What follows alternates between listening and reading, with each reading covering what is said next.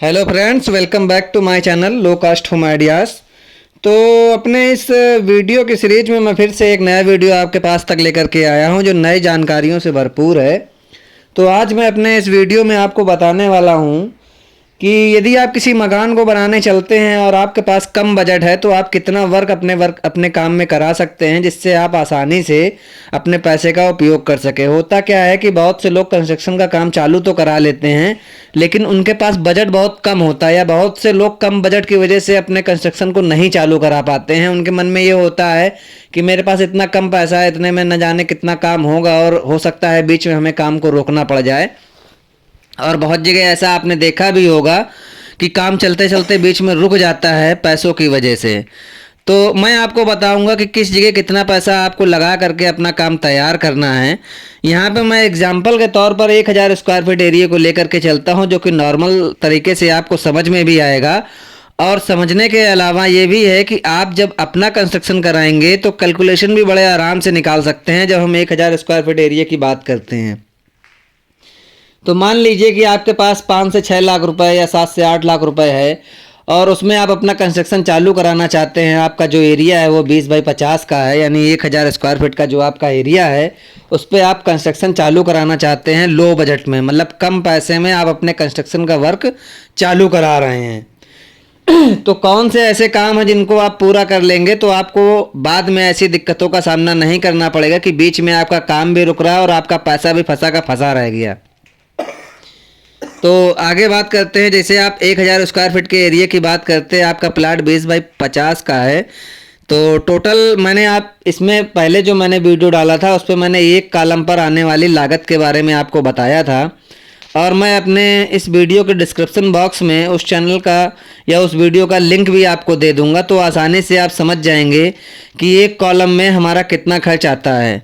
तो उस वीडियो के अकॉर्डिंग या उस जानकारी के अकॉर्डिंग मैं यहाँ बात करता हूँ। तो एक कॉलम जो कि नीचे आपकी मैश यानी जाली के ऊपर 4 फीट आपकी फुटिंग, और 4 फीट फुटिंग के बाद ये मान करके चलिए प्लिंथ बीम, उसके बाद 10 फीट आपके कॉलम की हाइट। इतना जब आप कॉलम को तैयार करेंगे तो इस पूरे एक कॉलम में जो आपका खर्च लगने वाला है वो ये मान करके चलिए कि 8 से 9 हज़ार रुपये आपका खर्च आएगा। 8 से 9 हज़ार रुपये पर कॉलम आपका एक खर्च आने वाला है। इसके बाद हम प्लिंथ बीम की बात करेंगे। जो हमारी प्लिंथ बीम पड़ती है वो प्लिंथ बीम का जो एरिया होता है वो मैंने अपनी जो स्लेब के लिए आपको वीडियो बना के दिया है 1000 स्क्वायर फीट स्लेब का, तो उसमें मैंने आपको बताया है कि 25% एरिया जो होता है वो बीम का अलग से कैलकुलेट किया जाता है, जोड़ा जाता है। तो यहाँ पर जैसे ही आपकी लटक बीम होगी उसी हिसाब से आपकी प्लिंथ बीम पड़ने वाली है। तो प्लिंथ बीम आपकी 1000 स्क्वायर फीट का 25%, जो भी 1000 स्क्वायर फीट की स्लेब का चार्ज होगा उसका 25% हम आपका प्लिंथ बीम का बाद में आपको जोड़ करके बताएंगे।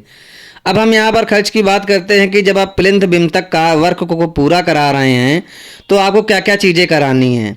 सबसे पहला आपका कॉलम जो है वो तो पूरा आएगा ही प्लिंथ बीम तक। उसके बाद मैंने आपको सजेस्ट किया था अपने इनसे पहले वाले वीडियो में, जो वीडियोस मैंने डाले हैं, कि जब भी आप वर्क कराएं तो आउटर जो आपका है जहां अगल बगल दूसरे लोगों के प्लाट हैं वहां आपको प्लिंथ बीम तक 9 इंच वाल जरूर लेकर के आनी है, ताकि जब भी कभी बगल वाले का प्लाट बने या मकान बने तो आपके प्लाट की मिट्टी दूसरे के प्लाट में ना जाए और आपकी फर्श बैठने के चांसेस ना हो, फर्श टूटने के चांसेस ना हो। होता क्या, मार्बल ग्रेनाइट भी व्यक्ति लगवा लेता है लेकिन बाद में समस्या ये आती है जब बगल वाले का प्लाट बनता है उसमें वाटर प्रूफिंग की जाती है, वाटर प्यूरिंग की जाती है, तो पानी जब भरता है बगल वाले के प्लाट में तो हमारे प्लाट की भी मिट्टी को सोख लेता है और उससे होता क्या है कि हमारे प्लाट की फर्श बैठने लगती है। तो इन सब चीज़ों से बचें। तो उसमें जो है आउटर की आपको वाल जरूर खींचनी है, 9 इंच वाल। तो यहाँ पर हम बात करेंगे प्लिंथ बीम तक ब्रिक कितनी हमारी लगने वाली है। तो जैसा कि मैंने आपको अपने वीडियो में एरिया की बात की थी कि 20 बाई 50 का एरिया है, तो टोटल जब हम इसका करेंगे तो 140 फीट हमारा ये है एरिया पड़ेगा। और 140 फीट में यदि हम 4 फीट अपनी हाइट लेकर के चल रहे हैं प्लिंथ बीम तक, रोड लेवल से प्लिंथ बीम तक जो मेरी हाइट है जहां हमें प्लिंथ बीम डालनी है उसकी 4 फीट यदि हम हाइट लेकर के चलेंगे तो टोटल हमारा जो ब्रिक का एरिया होगा ब्रिक वर्क का वो 560 स्क्वायर फीट पहुंचेगा जा करके। अब 560 स्क्वायर फीट का जब हम ब्रिक निकालेंगे तो मैंने इससे पहले आपको वीडियो बनाया हुआ है, उसका भी लिंक मैं अपने इस वीडियो में दूंगा, जिसमें मैंने बताया है कि 100 स्क्वायर फीट में कितना ब्रिक आपका लगता है। तो 100 स्क्वायर फीट में मैंने बताया 9 इंच में 1000 ब्रिक आपका लगने वाला है। और यहाँ पर आपका एरिया जो है वो 560 स्क्वायर फीट है। तो टोटल जो हमारा ब्रिक लगेगा वो 5600 ब्रिक यानी 5600 ब्रिक आपका लगने वाला है। अप्रॉक्स अगर मान करके चलें तो 5 से 6000 ब्रिक आपका जो है वो आपका प्लिंथ बीम तक 20x50 के प्लाट में लगने वाला है। और यहाँ रेट की यदि हम ब्रिक की बात करें तो 8 रुपये, 9 रुपये, 7 रुपये जैसा जहाँ जो ब्रिक होता है उसके रेट के अकॉर्डिंग मैं 8 रुपये यहाँ रेट लेकर के चल रहा हूँ। तो टोटल मान करके चलिए कि 48,000 रुपये आपका ब्रिक में लगने वाला है। और अप्रॉक्स अगर मान करके चलें तो 50,000 रुपये आपका ब्रिक में लगेगा। इसके बाद ब्रिक को जोड़ने के लिए अन्य मटेरियल भी लगते हैं, जैसे कि मोरंग हुई, सीमेंट हुई। तो मोरंग जो हमारी लगेगी वो 10,000 रुपये के आसपास लगने वाली है और सीमेंट 5 से 6,000 रुपये की लगने वाली है।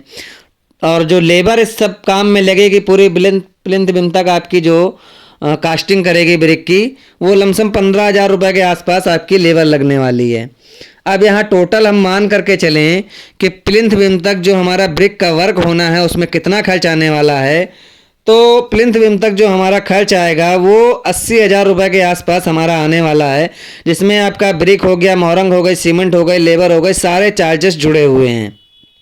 तो मैं ये सब चीज़ें आपको फुटकर मैं चाहता तो ये पूरा वीडियो एक साथ बना सकता था कि आप जब भी वर्क कराएंगे तो इतना आपका पैसा लगेगा, नहीं। मेरी कोशिश ये होती है अपने वीडियो के माध्यम से आपको एक एक करके छोटी छोटी जितनी भी जानकारी है वो आप तक पहुंचाने की। होता क्या कि बहुत से लोग क्या करते हैं कि प्लिंथ बीम डलवा के ही प्लाट को छोड़ देते हैं। बहुत से लोग क्या होता है कि कॉलम खड़े कराए छोड़ दिए। बहुत से लोग क्या होता है कि वॉल का काम कराया प्लिंथ बीम तक, फिर डीपीसी करा के छोड़ दी। तो जब छोटे छोटे पहलुओं बिंदुओं पर हम निगाह डालेंगे तो आपको यहाँ से अपना कैलकुलेशन खुद निकल करके आएगा कि आपको अगर इतना ही काम कराना है तो आपका कितना चार्ज लगने वाला है। मान लिया मेरे पास 1,50,000 और रुपया बचा हुआ है, वो मैं अपने प्लाट में लगाना चाह रहा हूँ, तो आगे मैं और कौन सा काम करा सकता हूँ जो कि हमारा काम कंप्लीट हो जाएगा उस बजट में। तो इसलिए छोटे छोटे बिंदुओं को ले करके मैं आपको ये वीडियो बना करके दिखा रहा हूँ। तो अब इसके बाद जब हम बात करते हैं प्लिंथ बीम तक ब्रिक की, तो हमारा 80,000 रुपये के आसपास प्लिंथ बीम तक हमारा लगने वाला है। इसके बाद जब हम बात करेंगे कि जब हम प्लिंथ बीम की ढलाई कराते हैं, जो प्लिंथ बीम हमारी पड़ती है उसमें जो सरिया होती है, शटरिंग होती है, ढलाई होती है, उसमें हमारा कितना खर्च आता है। तो मैंने आपको बताया था कि टोटल स्लैब का 25% जो होता है वो बीम का जुड़ता है। तो यहाँ भी हम 25% की जब बात करेंगे तो हमारा 50,000 रुपये के आसपास जो है वो प्लिंथ बीम का वर्क पूरा खर्च आने वाला है हमारा विथ मटेरियल के साथ में। अब इसके बाद मान करके चलिए कि मैंने आपको बताया था कि एक कॉलम जो हमारा है वो 8 से 9,000 रुपये हमारे कॉलम पर लागत आती है, जो कि पूरा स्लैब लेवल तक हमारा कॉलम पहुंच जाता है। तो यहाँ पर हम बात करेंगे जब एक कॉलम की, तो 8 से 9,000 रुपये का जब कैलकुलेशन करेंगे तो 20x50 के प्लाट में हमारा टोटल जो कॉलम की संख्या होगी वो 15 कॉलम, 16 कॉलम, 18 कॉलम, जैसा आप ड्राइंग स्ट्रक्चर तैयार कराएंगे, फ्लोर प्लान आप तैयार कराएंगे, उसी के हिसाब से आपका ये लगने वाला है।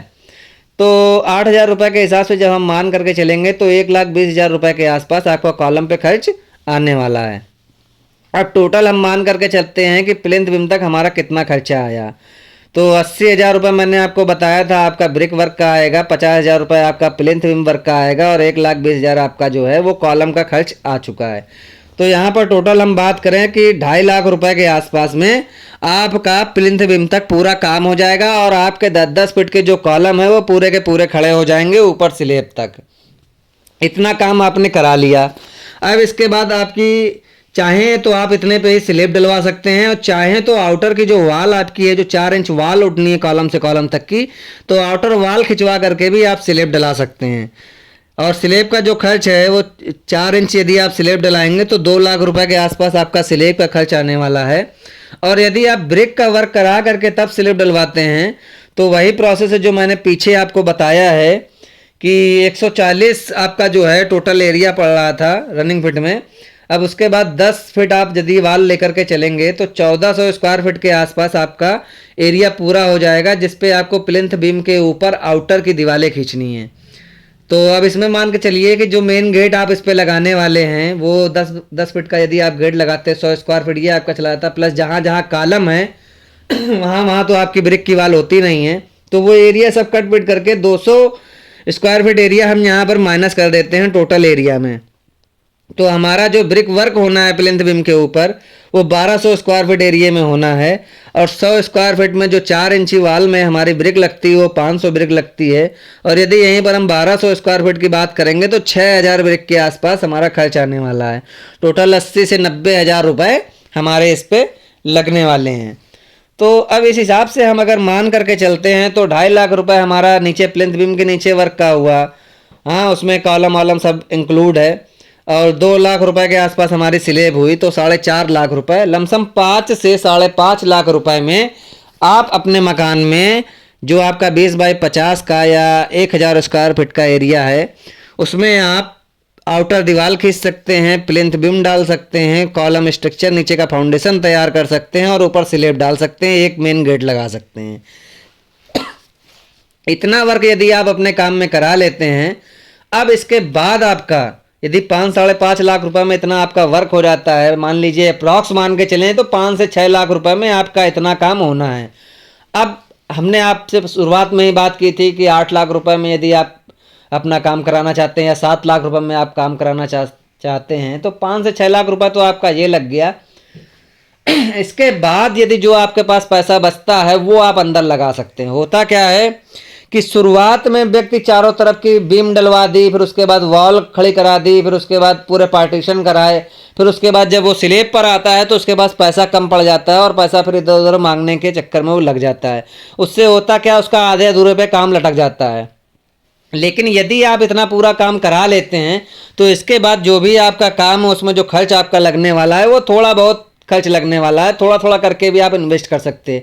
जैसे एक बार में आपने पूरे पार्टीशन उठवा लिए, दोबारा आपने काम कराया कि मान लीजिए आपने प्लास्टर करा लिया, फिर आपने वायरिंग का काम कराया, फिर प्लास्टर का काम कराया, इतना थोड़ा थोड़ा करके जब भी 1,50,000 रुपये आपको हुए तो आप अपने मकान में धीरे से कुछ भी धीरे धीरे आप करा सकते हैं काम, वो आपका काम होता रहेगा।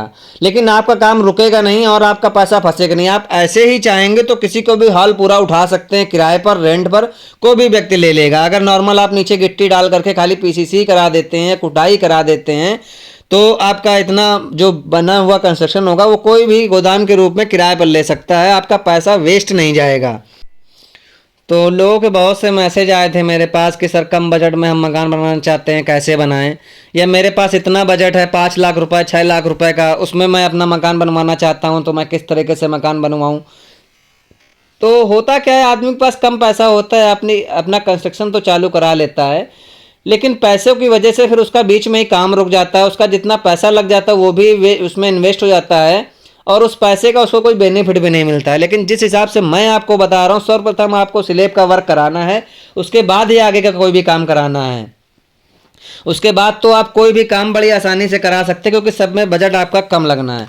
तो इसी के साथ ही मैं फिर से आऊँगा आपके पास नई वीडियो में नई जानकारी लेकर के, और फिर से एक बार कहना चाहूँगा कि यदि ये वीडियो आपको पसंद आया हो तो लाइक शेयर सब्सक्राइब करना ना भूलें, और कोशिश ये किया करिए कि वीडियो किसी भी माध्यम से यदि आप तक पहुंचा हो तो उसे शेयर करना ना भूलें। हो सकता है कि आपके लिए वीडियो मतलब का ना हो, लेकिन किसी के लिए बहुत ही उपयोगी ये वीडियो हो सकता है जो कि अपने घर में कंस्ट्रक्शन करा रहा हो।